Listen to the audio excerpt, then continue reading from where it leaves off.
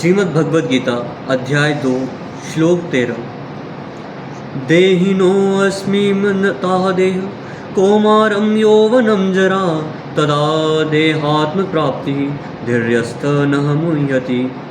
जिस प्रकार शरीरधारी आत्मा इस वर्तमान शरीर में बाल्यावस्था से तरुणावस्था यानी कि यौवनावस्था में और फिर वृद्धावस्था में निरंतर अग्रसर होता है, उसी प्रकार मृत्यु होने पर आत्मा दूसरे शरीर में चला जाता है। धीर व्यक्ति ऐसे परिवर्तन से मोह को प्राप्त नहीं होता, यानी कि वो विचलित नहीं होता। जैसे कि बचपन होता है, फिर जिसके बाद में तरुणावस्था यानी कि यौवनावस्था आती है, और यौवनावस्था के बाद में वृद्धावस्था आती है। जो बुद्धिमान लोग हैं, जिनका मन स्थिर है, वे इस परिवर्तन से विचलित नहीं होते।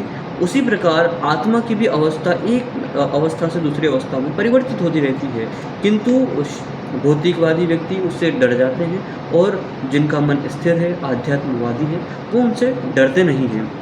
अर्थात इस श्लोक का तात्पर्य है, प्रत्येक जीव एक व्यष्टि आत्मा है। वह प्रतिक्षण अपना शरीर बदलता रहता है, कभी बालक के रूप में, कभी युवा तथा कभी वृद्ध पुरुष के रूप में। तो भी आत्मा वही रहता है, उसमें कोई परिवर्तन नहीं होता। यह व्यष्टि आत्मा मृत्यु होने पर अनंत गत्वा एक शरीर बदलकर दूसरे शरीर में देहांतरण कर जाता है, और चूँकि अगले जन्म में इसको शरीर मिलना अवश्यंभावी है, चाहे वह शरीर आध्यात्मवादी हो या भौतिकवादी।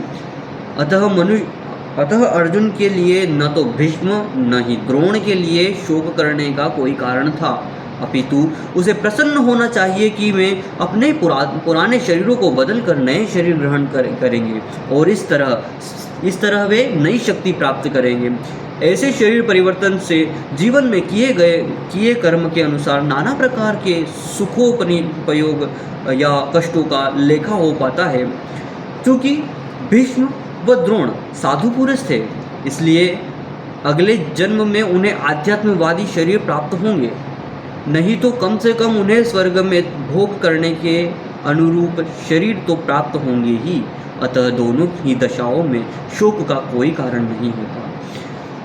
जिस प्रकार जिस मनुष्य को व्यष्टि आत्मा, परमात्मा तथा भौतिक और आध्यात्मिक प्रकृति का पूर्ण ज्ञान होता है, वह धीर कहलाता है।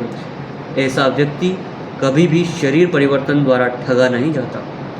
आत्मा के एकात्मवाद का मायावादी सिद्धांत मान्य नहीं हो सकता, क्योंकि आत्मा के इस प्रकार विखंडन से परमेश्वर विखंडनीय या परिवर्तनशील हो जाएंगे, जो परमात्मा के अपरिवर्तनीय होने के सिद्धांत के विरुद्ध है। गीता में पुष्टि हुई है कि परमात्मा के खंडों का शाश्वत यानी कि सनातन अस्तित्व है, जिन्हें क्षर कहा गया है, और अर्थात उनमें भौतिक प्रकृति में गिरने की प्रवृत्ति होती है। ये भिन्न अंश यानी कि खंड नित्य भिन्न रहते हैं, यहाँ तक कि मृत्यु के बाद भी व्यष्टि आत्मा